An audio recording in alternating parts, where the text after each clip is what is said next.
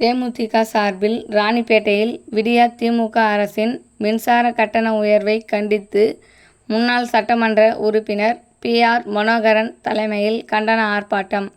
ராணிப்பேட்டை மாவட்டம் தேசிய முற்போக்கு திராவிட கழகத்தின் பொதுச் செயலாளர் பிரேமலதா விஜயகாந்த் அவர்களின் ஆணைக்கிணங்க தேமுதிக சார்பில் ராணிப்பேட்டை முத்துக்கடை பேருந்து நிலையத்தில் விடியா திமுக அரசின் மின்சார கட்டண உயர்வை கண்டித்து ராணிப்பேட்டை மாவட்ட தேமுதிக செயலாளரும் முன்னாள் சோளிங்கர் சட்டமன்ற உறுப்பினருமான PR மனோகரன் தலைமையில் கண்டன ஆர்ப்பாட்டம் நடைபெற்றது.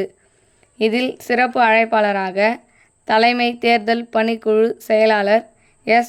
கராத்தா கணேசன் மற்றும் மாநில தொண்டரணி துணை செயலாளர் S. தினகரன் அவர்கள் கலந்து கொண்டு விடியா திமுக அரசின் மின்சார கட்டண உயர்வை கண்டித்து பேசினார்.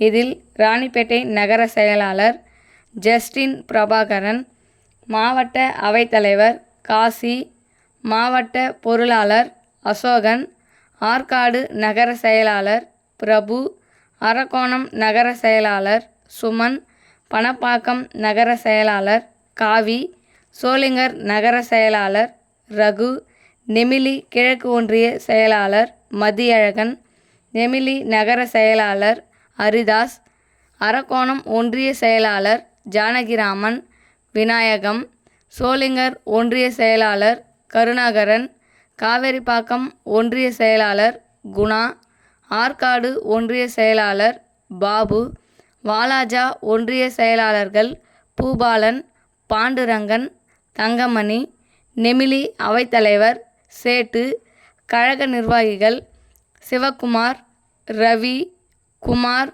காந்தியப்பன், பத்மநாமன், துளசிராமன் மற்றும் ஒன்றிய நகர கிளைக்கழக நிர்வாகிகள் இந்த கண்டன ஆர்ப்பாட்டத்தில் கலந்து கொண்டனர். பாதுகாக்கவில்லை. யோசிச்சு பாருங்க, ஒவ்வொரு தர்மத்திலையும் நீங்க போயிட்டு வாங்க, பஸ்ட் போலீங்க எவ்வளவு பழைய உதிரி பாகங்கள் குமிச்சு கிடக்கு. ஏன்னா ஒப்பந்த சொத்தா? யாருக்காக இவ்வளவு பழைய உதிரி பாகங்களை சேர்த்து வச்சிருக்கீங்க? வித்துட்டு ஒரு புது 100 பஸ் வாங்கி விட வேண்டிய